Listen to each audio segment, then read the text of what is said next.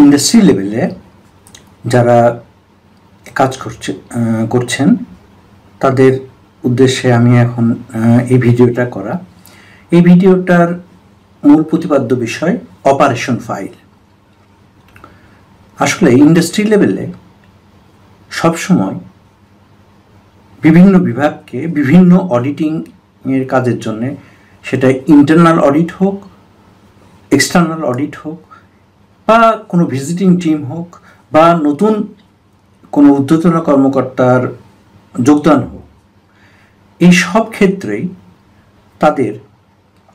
তাদের বর্তমান যে কার্যক্রম এবং বিভিন্ন বিগত মাসগুলিতে বা কতগুলো সালের পরিপ্রেক্ষিতে বিভিন্ন তাদের রিপোর্ট, কেন প্রত্যেকটা ডিপার্টমেন্টেরই কম বেশি মিনিমাম হলো 20টি এবং ম্যাক্সিমামের কোনো ইয়াত্তা নাই।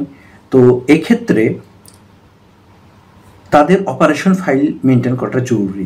আমি এক্ষেত্রে অপারেশন ফাইলের কনসেপ্টটা বলে দিচ্ছি।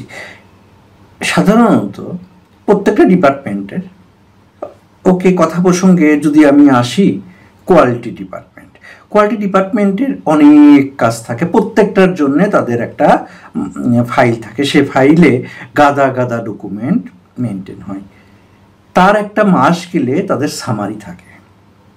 আবার যখন 6 মাস পার হয়ে যায়, 8 মাস পার হয়ে যায় বা বছর পার হয়, তখন আগের কয়েক বছরের সাথে এ বছরের তুলনার একটা সামারি তৈরি হয়। এখন এই অপারেশন ফাইলটা কি? এই অপারেশন ফাইলটা ওই ডিপার্টমেন্টের যে বিভিন্ন কর্মকাণ্ড আছে, যদি ধরে নিই 17টা কর্মকাণ্ড আছে, এই 17টা কর্মকাণ্ডের এগেনস্টে কোনোটা একটি ফাইল থাকতে পারে বা কোনোটার ক্ষেত্রে 6টি ফাইলও থাকতে পারে। বাট যদি বাইরের কেউ আসে, সে প্রথমেই একটি মোটা ফাইল দেখে কোনো কিছু আঁচ করতে পারবে না। কিন্তু তাকে যদি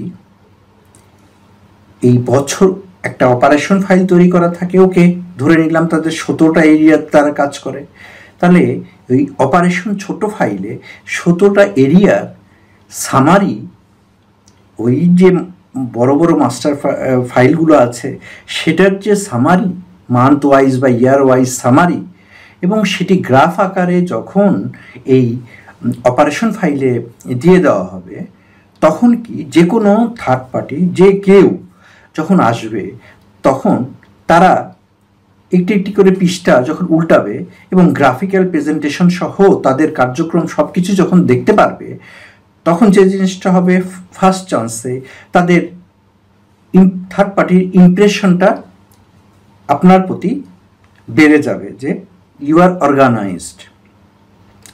সেকেন্ড অফ অল, উনি এক ঝলকে সব জিনিসটা দেখতে পাচ্ছেন। উনি এই 17টা পেজ উল্টিয়ে প্রত্যেকটা পেজ থেকে দুটো করে পয়েন্ট যদি উনি দেখতে চান, তাহলে 17 × 34টা উনি কাগজের কথা বললেন। তাহলে আপনি এই 34টা কাগজের জন্য আপনি 17টা ফাইলের থেকে আপনি 17টা ডিটেল ডকুমেন্টটা নিয়ে এসে তাকে দিলেন। তা না হলে থার্ড পার্টি, সে রক্তমাংসের মানুষ, সে কিভাবে আপনার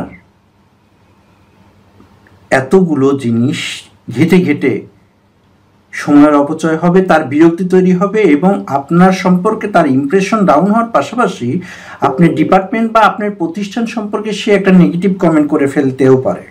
কিন্তু যখন অ্যাট এ গ্ল্যান্স একটা সামারি হবে, সেই সামারিটা তার বুঝতে সুবিধা হবে। তা থেকে সে যখন ডিটেলে যাবে, ডিটেলে গিয়ে দেখে অতখানি খারাপ থাকতেই পারে, কিন্তু অতখানি খারাপ তার বিরক্তি তৈরি হবে না বলে তার ল্যাঙ্গুয়েজটা, সে যদি রিপোর্ট দিয়ে যায়, তার ল্যাঙ্গুয়েজটা অনেকখানি সফটওয়্যার হবে, আপনার পক্ষে যাবে। তার অর্থ এই না যে সে বায়াস বা আপনাকে কোনোভাবে ক্ষতিগ্রস্ত করার জন্য কোনো রিপোর্ট দিয়ে যাচ্ছে, কিন্তু আপনার এই স্মার্ট প্রেজেন্টেশন, এই অপারেশন ফাইলটা আপনাকে এক ধাপ এগিয়ে দেবে।